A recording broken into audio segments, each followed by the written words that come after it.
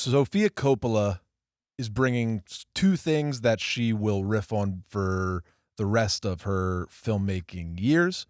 The first is style. So here she's piloting her aesthetic style, which is crazy to watch Virgin Suicides. When Priscilla was out and we were doing our Oscar special, I talked about how Priscilla was watching Sofia distill her aesthetic down to its essentials and just give it pure. And that's true. But it is amazing to see in Virgin Suicides her experimenting with which of these like flourishes of style am I going to glom onto harder or deepen. And she tries all sorts of exciting things in the Virgin Suicides, some of which she takes with her into later films and some that she does not. But one thing that she certainly does is her confident, mature camera work. She is Francis Ford Coppola's daughter. Okay, so she's watched a couple fucking movies, and Francis Ford Coppola at dinner is like, yeah, you should keep your camera still.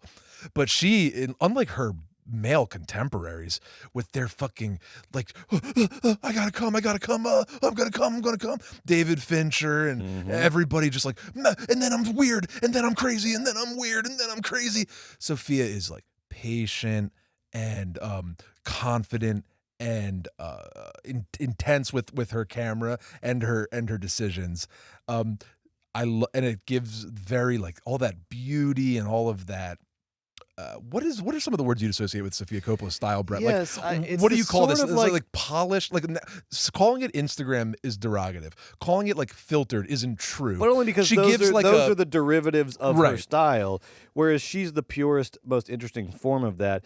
It's this sort of like hazy, almost pastel nostalgia that is combined with like, she's already doing, what she would do to such fun effect in Marie Antoinette. She's already doing here, where she's pairing this sort of hazy, nostalgic vision of the 70s with contemporary music. So the soundtrack is entirely by Air, the French electro group Air, who at that point I was felt like a very cutting edge new band, and so to pair with a very sort of new of the moment sound, so she's taking this sort of the moment late 90s sound and pairing it with this like hazy nostalgic vision of the 70s.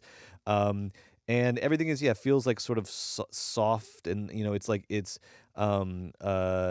it does, it's like, again, it's like, and if you don't want to say Instagram, you can just say sort of like a Polaroid. It's all like sort of Polaroid. It's like dreamlike but not expressionistic. Yes. It has a dream quality to the texture of her images. So that's like the one thing that she establishes in this film. The second thing she establishes is sort of Sofia Coppola's secret sauce. And it's sort of name checked in the dialogue of this film. One of the characters, one of the boy, Giovanna Ribisi, comments on how the girls knew everything about them, and they knew like nothing about the girls, right? Essentially is what it is. And they're just like enraptured and caught up in these beautiful girls that they can't and never will understand, but excite them and torment them and boggle their minds endlessly. And isn't that the fucking way with Sofia? And that is a real emotion that is actually resonant for a real coming of age story. 10 Things I Hate About You is a funny comparison. That movie is a comedy that plays with tropes because it's executing exactly what we were talking about earlier. So it's a silly comp. But 10 Things I Hate About You has all of the is an example of lots of things that happened during high school, or like emotions that like you can look at during high school, but the film itself doesn't take you back. Like I'm sitting there like getting my insides like, what the fuck? Like this, I am in love with you, Sofia Coppola, and I'll never understand you, but I'm obsessed with everything that you're doing to me. She like tantalizes and like titillates in her very like confident still filmmaking, and she's so like mysterious and smart and sharp, and her insights into humanity are so interesting, and she can be as funny as any of the Coppola or Coppola cousins or derivatives can be, with sort of their weird alienated comedy, but hers is actually funny. And then on the drama side, instead of the Coppola derivative family making their melodramatic sort of this is how I feel moments in their films, Sofia can actually highlight true tragedy in a really compelling way. There's a scene when a priest comes to visit them after the youngest daughter dies, and James Wood is watching a baseball game, and he is talking to the priest, but halfway through the scene, you realize, like, no, he's not. He's not doing anything. He can't process, and he isn't processing, and it's such a tragic little slice. Likewise, when they're driving, this is how Sofia sets up, like, the funeral, and this is why Sofia is so brilliant. They pull into the cemetery in this, like, wide shot, but the gentlemen that work at the cemetery are on strike, and they're picketing the front of it. Great detail. It's a beautiful detail. And then you see James Woods get out of the front car, the black car, go up to the guys. You don't hear what he's saying, but like he's obviously saying something to them. And the guys sort of like put their picket signs down a little bit, like, oh, and they all sort of step away, and the cars drive through, and you kind of hear one of the guys being like, oh, she was only 13.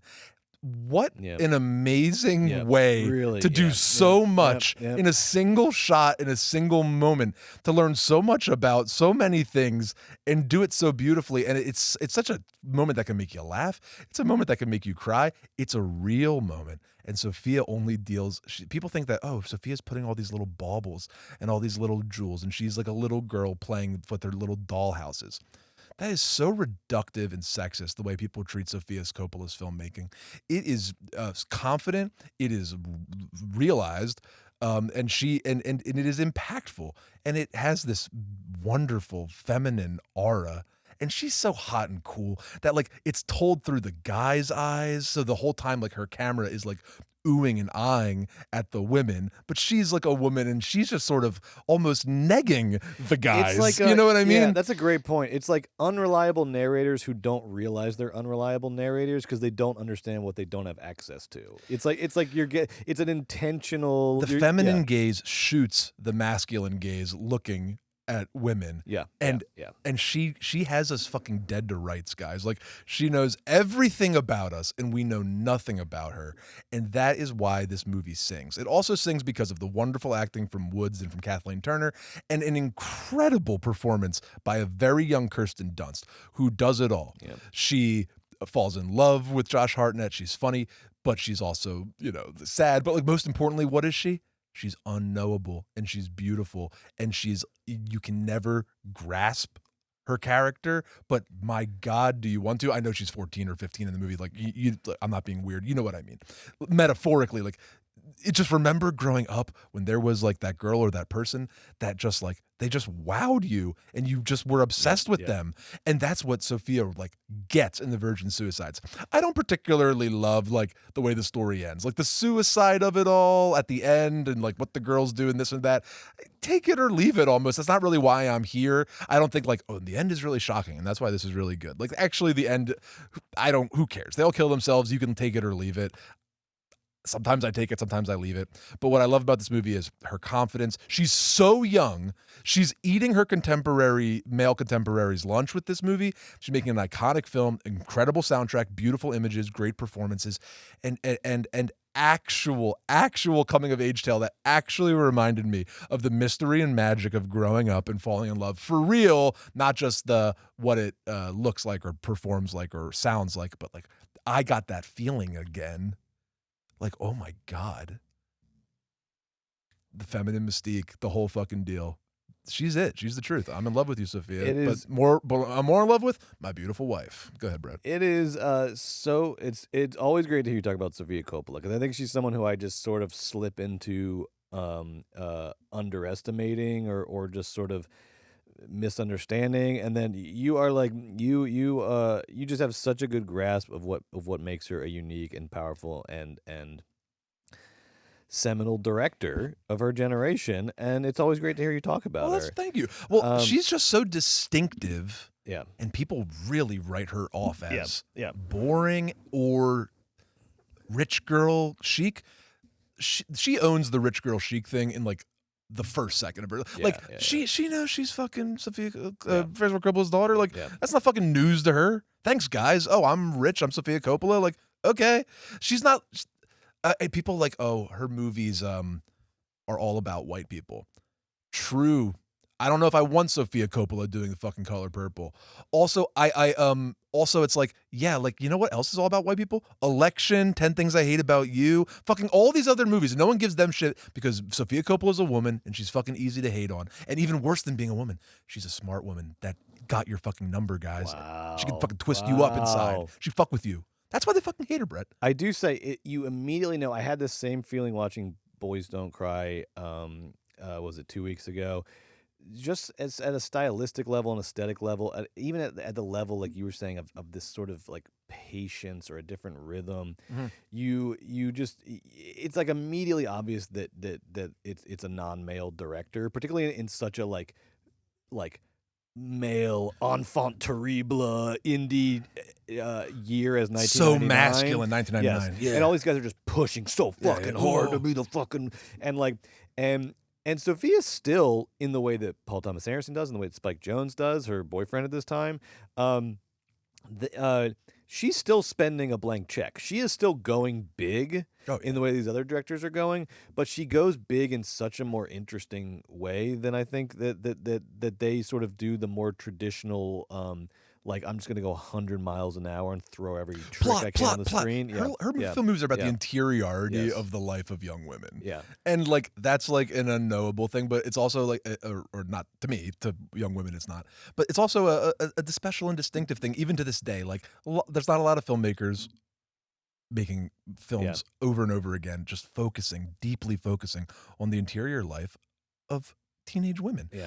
People celebrate Wes Anderson, Asteroid City, planning every single shot like it's a photo, and his meticulousness and all of those things. But the emotional results aren't as impactful as Sofia, who's also in her bag, constantly making every image perfect, but with actual resonant emotional moments. Like, and I don't know, she's underrated. She's the real deal for me. If I'm the last person in the world that has this opinion, I'll die on the cross. It's nice too that she, out of all the like indie tours of 1999, is operating out of a different like cinematic tradition than everybody else. Everybody else seems to be more or less maximalist in the way they approach the movies. I'm going to pack as much as I can into every frame, into the dialogue, into the script. Whereas Sofia almost seems to be coming out of a sort of like Jim Jarmusch sort of strain of American indie cinema, where it's like less is more, patience is a virtue. And I'm gonna hypnotize you with this movie, not like beat you over the head with this. Exactly. And everybody else is watching like, early 90s stuff, and you just know, like, not to be a snob, but Sophia's like at home, and Francis Ford Coppola is just like making her watch like Antonioni like over and over and over again, and then she's like 21, and so she pops out the Virgin Suicides. That's just amazing stuff. No, whatever. I like so much. She's my nepo baby. I like baby. so much about this movie. I will say the one like place where we might not agree about Virgin Suicides is I do see. Even though I liked it more this time around, I do see a lot of comparisons to Magnolia in the sense that the Virgin Suicide seems like, it's even made literal in the opening credits. It seems like it's Sophia's sketchbook. It seems like this is the movie where she's trying out a lot of different things. Yeah. She's trying out, how can I work in this sort of contemporary hip soundtrack into like a sort of period piece aesthetic? How can I sort of weave like sort of, even just things like working with like VO in like almost like that Wonder Years VO where you're hearing the kids in the present day talk about their reflect on their past. How can I weave that into the performances of the kids in like the 70s? How do I get like adults and kids all sort of getting on the same page in terms of performances where you have like, new kid actors acting alongside James Woods and Kathleen Turner. There's like, and of course, Kirsten has the chops to hang with them, but then there's a lot of the other kid actors who are just more run of the mill kid actors. Kirsten's 18. Yeah, she's so good at acting. She's the best. Do you guys know I love her? He's a big fan. Sorry, I keep saying the same thing over and over again. And it does just feel it feels a little. It just feels like it's. And I love this about this. The same thing that I sort of love about Magnolia is you could do this in 1999. You could give a talented indie auteur like a sketchbook movie to just try a bunch of stuff. And she does. Like when she says that, she writes the name of her lovers in her underwear or whatever. And then Sofia has that weird little like bloop, and then you see inside of her dress and it says trip on her underwear. Like that is something that is very not Sofia Coppola and was totally jarring, and she doesn't really like have flourishes like that again. But like to Brett's point, she's trying a bunch of those out. But that's why I kind of liked watching it. It's fun to see what she chooses to take along in her toolbox and what she sort of leaves behind. And you just realize watching this movie, like watching Boys Don't Cry, you realize the limitations that we put on cinema when it's so dominated by the male gaze and by male directors. You just like, and I love, you know, I love Rushmore. I love PTA. We talked on Movies Bay this week about how we love Harmony Korine. Yes, like, we do. All these guys are great. Spike Jonze in doing being John Malkovich. All these guys are great, but there is, you know, beyond just the like simple ethical fact of like there should be equality in movies and women should have the same opportunities and non-binary people to make movies as men do. Beyond the simple ethical fact, there is also the aesthetic value of different points of view on stories, and you can feel automatically this movie. I will say, like, I liked it. This was the watching it this time was the time that I liked it the most, because I watched it after Magnolia and Being John Malkovich and Rushmore and Election, right? So like, and it really became clear that she is just operating on a different wavelength that is of equal interest and aesthetic value, and maybe in this case, in this year, better aesthetic value than some of her male indie hotshot contemporaries. It's just so valuable to have you know, a steady dose of movies that get us outside the male gaze, as much as it can be fun to be in the male gaze of somebody like a David Fincher or a Paul Thomas Anderson. But like, whatever, not to be like a hero, but it is funny that in 1999, where everyone's being exciting, who's the most exciting?